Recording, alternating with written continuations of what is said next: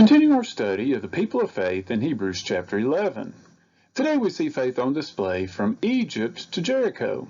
And in Jericho we see faith play a part in both destruction and also salvation.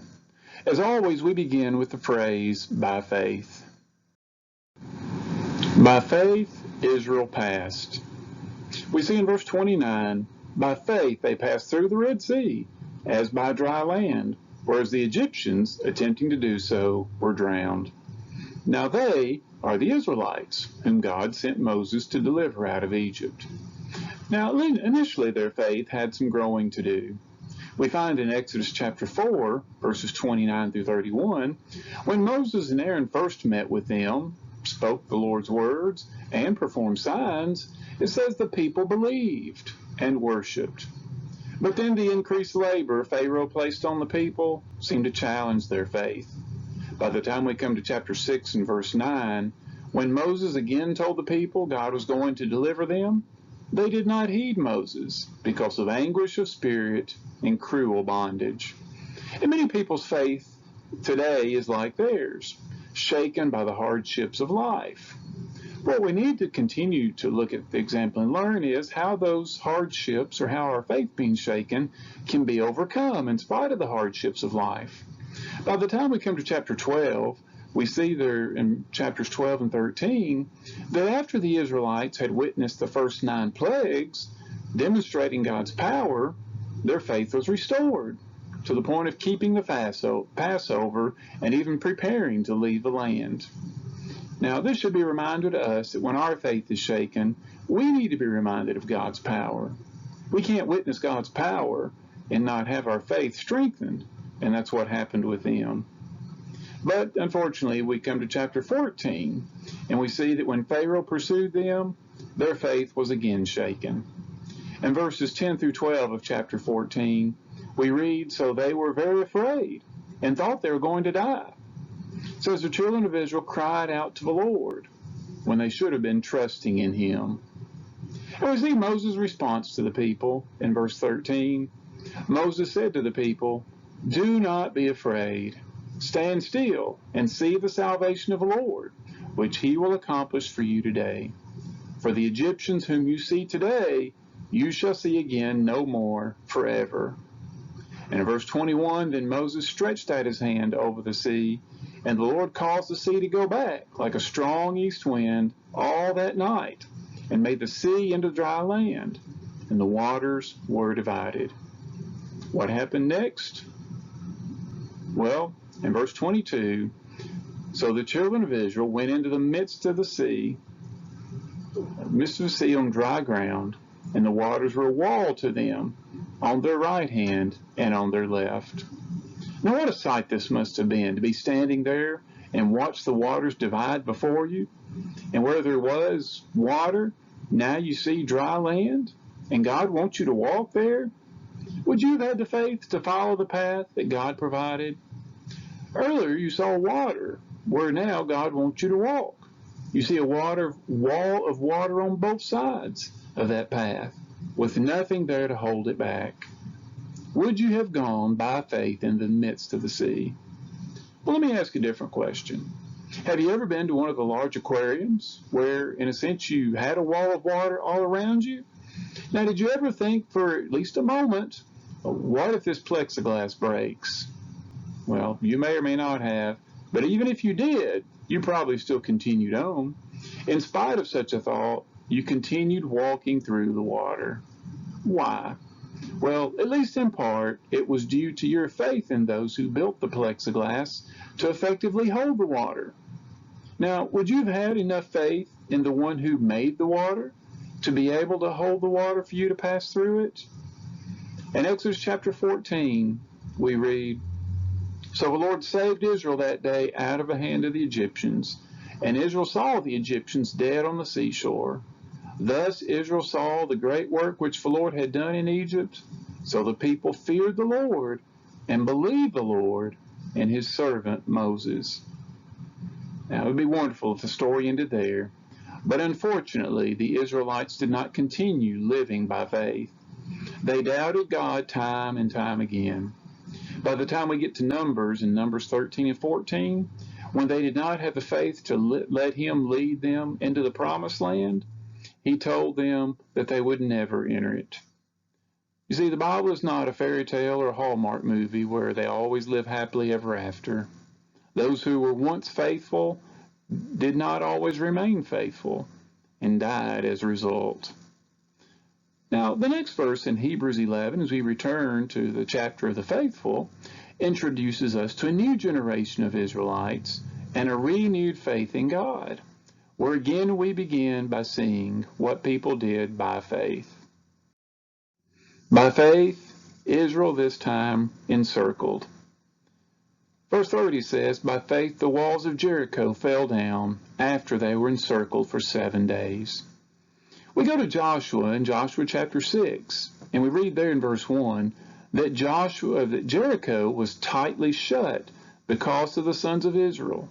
No one went out, and no one came in. Verse 2, the Lord said to Joshua, see, I have given Jericho into your hand, its king and the mighty men of valor. Now, the Lord indeed did give Jericho to Joshua, but notice in the following verses how he was going to give it to them. God said, beginning verse 3, you shall march around the city, all you men of war. You shall go all around the city once. This you shall do 6 days. And 7 priests shall bear 7 trumpets of ram's horns before the ark. But the 7th day you shall march around the city 7 times, and the priests shall blow the trumpets. It shall come to pass, when they make a long blast with the ram's horn, and when you hear the sound of the trumpet, that all the people shall shout with a great shout. Then the wall of the city will fall down flat, and the people shall go up, every man straight before him. Now when would the walls of the city fall down? After they did what God told them to do, after they were encircled for 7 days. Well, we see in the following verses where Joshua relayed God's command to the people. Now, do you think this was anything like the battle plan they expected? Can you imagine being there in the briefing room and Joshua's telling you what you're going to do to go out and be victorious over this city? I mean, I can just imagine some asking, we're doing what? And what's going to happen? I mean, after all, God referred to them earlier as men of war. They were probably ready to go fight, not march and just march around the city, say nothing and do nothing for 6 days, and then the 7th day shout. Well, if they had any misgivings or uncertainty about what God told them to do, it doesn't show. Because we see in the following verses, they did exactly what God said for them to do. And we come down later in the text, down to verse 20. And it happened, when the people heard the sound of the trumpet, and the people shouted with a great shout, that the wall fell down flat. Then the people went up into the city, every man straight before him, and they took the city. Now that was a great victory. And indeed, the city of Jericho was destroyed, and everyone, including, along with the city, was also destroyed. But we also see a few verses later that when the walls of Jericho fell down and everyone was destroyed, there was one exception. In verse 26 we see, and Joshua spared Rahab the harlot, her father's household, and all that she had.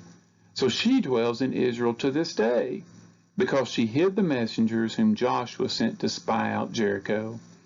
And this brings us to our next example of faith in Hebrews chapter 11, where again, as always, we read, by faith Rahab received. Verse 31 tells us, by faith the harlot Rahab did not perish with those who did not believe when she had received the spies with peace. Now again, going back to Joshua, and a few chapters further back to chapter 2, we read in verse 1 that before the Israelites even crossed the Jordan River to encircle Jericho, Joshua sent 2 spies to view the land, especially Jericho. And we see so they went, and came to the house of a harlot named Rahab, and lodged there. Now in verse 2 we see that someone found out about the spies and told the king. And in verse 3, he sent word to Rahab, "Bring out the men who have come to you, who have entered your house, for they have come to search out all the country." Now, what do you do if you're Rahab? Well, while you may wonder what you would do, consider what she did. In verse 4, it said, "Then the woman took the two men and hid them." Now, she's putting her own life on the line here, taking the chance of hiding these men instead of turning them over to the king. And not only did she hide them, we see then she sent the men pursuing them basically on a wild goose chase, looking for them. Now, why would this harlot do such a thing? Why would she put her life on the line for these men? Well, if we continue to read, we come down to verse 9, where there she said, "I know that the Lord has given you the land." And even stronger, a few verses later, in verse 11, "The Lord your God, He is God in heaven above and on earth beneath." Now, what led to this sinful woman in a pagan city having this kind of faith in God? Well, if we back up a verse to verse 10, we see, or she tells us, she said, "For we have heard. We have heard how the Lord dried up the water of the Red Sea for you when you came out of Egypt, and what you did to the two kings of the Amorites who were on the other side of the Jordan, Sihon and Og, whom you utterly destroyed." What she heard was enough to lead to her faith. Now, remember, this is the harlot Rahab. If you are actively looking for prospects, which all of us should constantly be doing, would you expect a demonstration of faith from a woman like this? Now, an even more serious question, would you prevent her from developing faith by not even giving her the opportunity to hear? This sinful woman in a pagan city went on to become the great-grandmother of Israel's greatest king, David, and mentioned by name in the lineage of Jesus.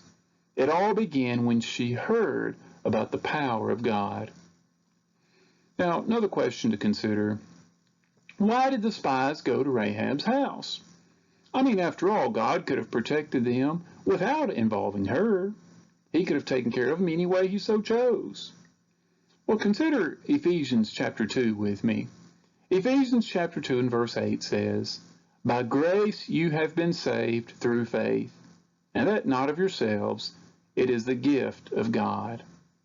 God may have led the spies to Rahab to extend grace and salvation to one who believed. He gave her the opportunity to demonstrate her faith and save her household. We read later in the New Testament in the book of James about Rahab, where James says, "You see then that a man is justified by works and not by faith only. Likewise, was not Rahab the harlot also justified by works when she received the messengers and sent them out another way?" Well, that's exactly what we see happened. It was by her faith that she received them based on what she heard. And we could consider what she said and pray that we would act in the same way, that we would have the kind of faith that would lead us to act as she did and lead ultimately to salvation. By faith may we, like Israel, do the impossible and even the unbelievable. And ultimately by faith may we, like Rahab, not perish with those who do not believe, but instead be saved.